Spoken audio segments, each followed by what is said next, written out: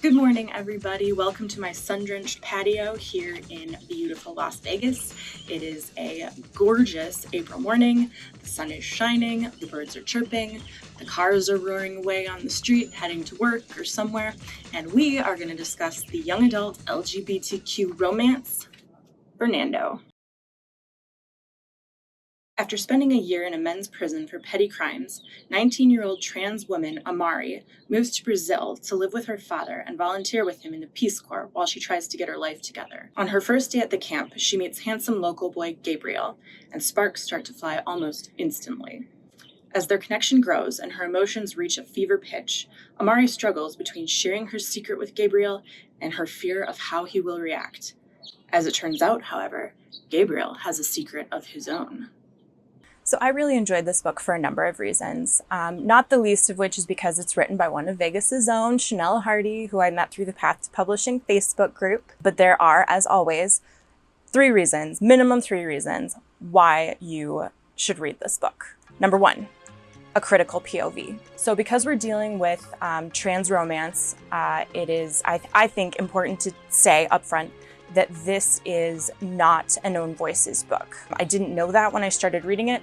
It wouldn't have changed my opinion of the book either way, or my enjoyment of the book either way. I'm not one of those people that says, you have to write your own POV and nothing else. I think that's a dangerous point of view. To be perfectly honest, I think it pigeonholes people and can also stifle other stories. I think it is still an important and critical POV to put out into the world, as long as it's done with respect. After I finished reading the book, I reached out to Chanel and asked her if this was an Own Voices book and what her process was for coming to the topic and treating the topic.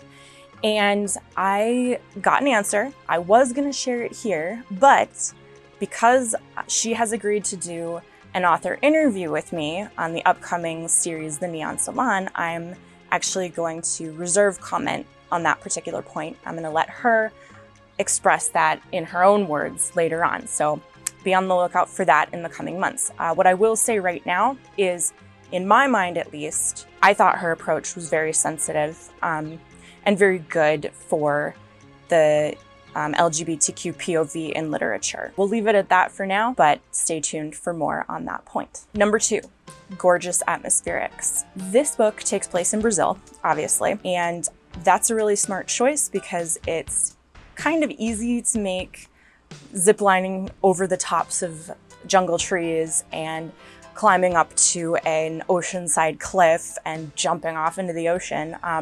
It's not hard to make those effective, impactful, interesting, and to conjure an image in a reader's mind. There's not a ton of lush description, which I actually appreciated in this book. There's just enough to kind of get the sense of the place, to get a taste of it without weighing things down. It doesn't hinder the action. When you have a situation like this where you're writing about a foreign locale, it can be very tempting to just really go overboard trying to paint the picture, and you don't need to. I think people want to go there with you. They are, really ready to picture, especially now when we've all been stuck inside for so many months.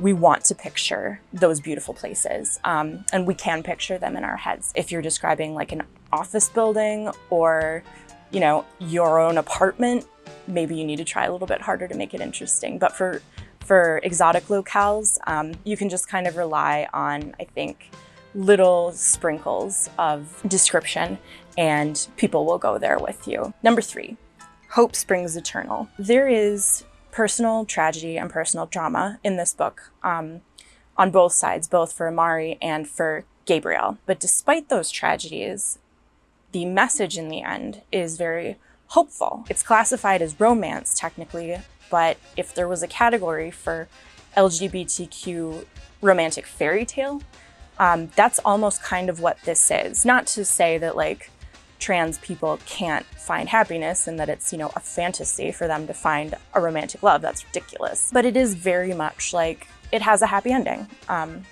which is, I think, really nice to see. A lot of stories about the trans community and about the wider LGBTQ community is so much pain and so much struggle.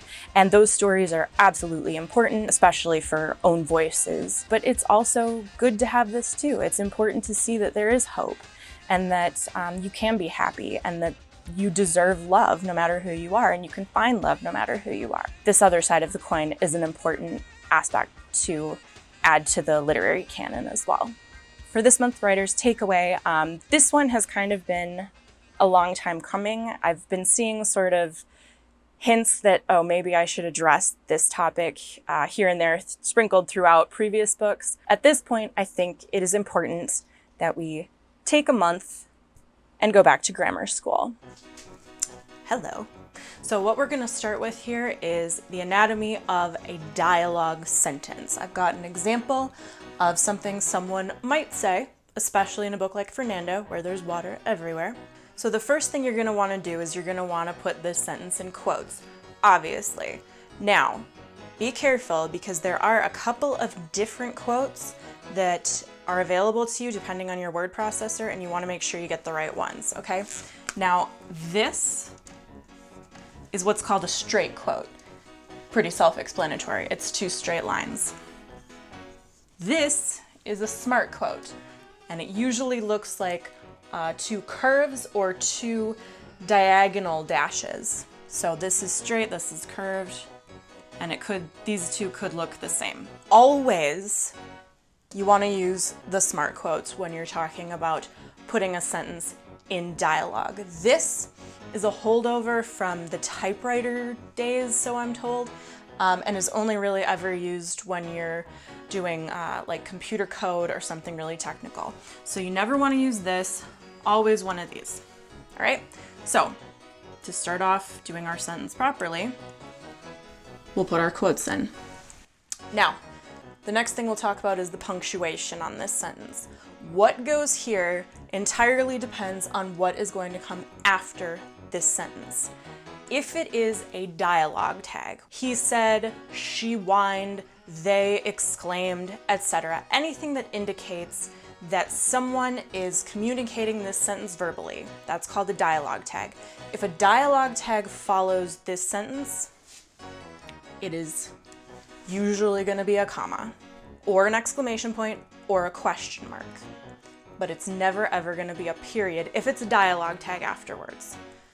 And another thing,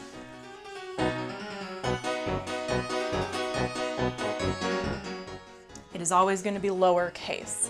So comma, lowercase when it's he said, she said, whatever. Now, if what follows is anything other than a dialogue tag, say an action statement, an internal thought, some other piece of narrative, then you can put a period. And then it is capitalized. Now, of course, this begs the question, what should you use? Should you use a dialogue tag? Should you use something else? That is going to depend on your style and how many people are in the conversation. If there's 2 people, you might not need to tag it as often. If there's more than 2 people, you might need to tag it with people's names or with this sort of thing more often. Largely, it is going to come down to what your beta readers say is confusing. So really pay attention to that feedback when you're getting it, because that will be a huge indicator of how often you should be tagging your dialogue. Next thing I want to cover is subject-verb agreement, or the anatomy of a sentence. Any sentence, whether or not it's in dialogue or in the narrative. A sentence, for whatever else it might contain, has to contain a subject and a verb. If it doesn't, it's not really a sentence. There are times when you might have single words or you want to do something kind of flowy and sort of free form where you're not using full sentences, but most of the time you're going to want a full sentence. And to get a full sentence, you need the subject verb. This I'm using as an example because, as maybe you've heard, it is famously the shortest complete sentence in the Bible. Jesus wept. Jesus is the subject. What is he doing? He wept. Or what did he do? Because this is past tense. This is the action. This is who's taking the action. That is a sentence. This, on the other hand, is not a sentence. I see a lot of people using the ing form of verbs, this is technically known as the gerund form of verbs, as if they are a verb. They are not. They are not in the sense that it won't give you a full sentence. It'll convey an impression, but technically it's not a sentence.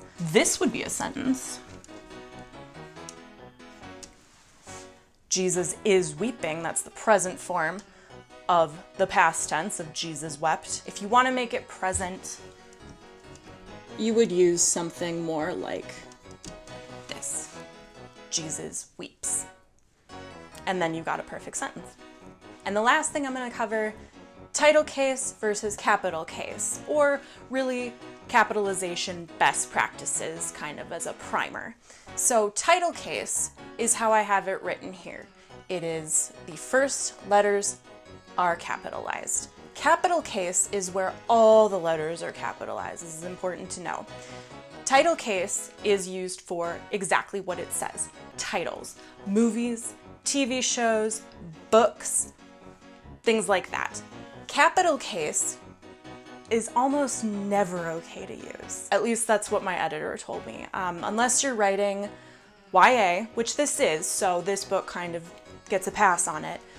It reads as a little bit more juvenile. I do see people use it for exclamation or emphasis. I am guilty of this too. I have definitely done it in Dead Mall. I did it a lot in the first book before I sent it to my editor, and she told me, reel it back a little bit, Sarah, this is ridiculous. It's not that you can't use it, it's just be really deliberate on when you use capital case. The last thing I'm going to say about title case is proper forms of address, because there's a little bit of some weirdness here.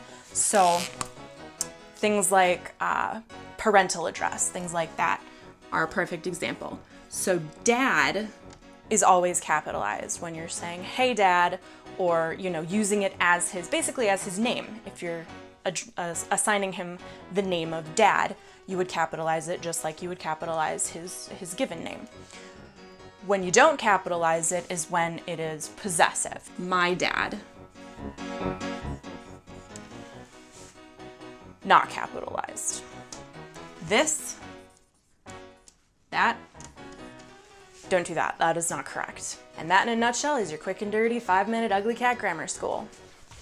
So before you get really down on, oh my God, this sounds like it's a total mess, I just want to point out that, like, one, as I said earlier, these issues are not specific to this book. They are in almost every book, almost every indie book. A lot of it comes up in traditionally published books as well. Also, all of this stuff is easily fixed. So depending on when you're watching this video, all of this stuff might be moot, and it might just be totally educational as far as Fernando is concerned. I would never say that grammar is a reason not to read a story, especially a story as beautiful as this one. Highly recommend Fernando. Pick it up. It is a great pool read. It's a great beach read. It's something that's going to put you in the mind of summer, in the mind of vacation. I think we could all use that right now.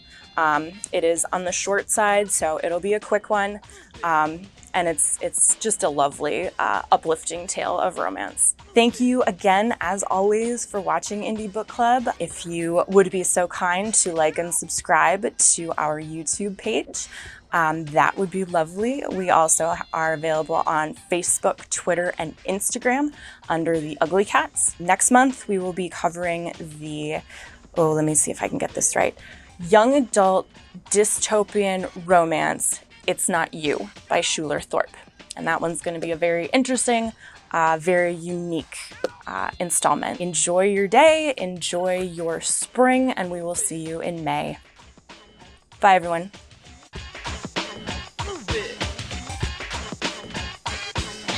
I'm sorry, just real quick, okay? I'm gonna just toss that right there. Okay, bye-bye.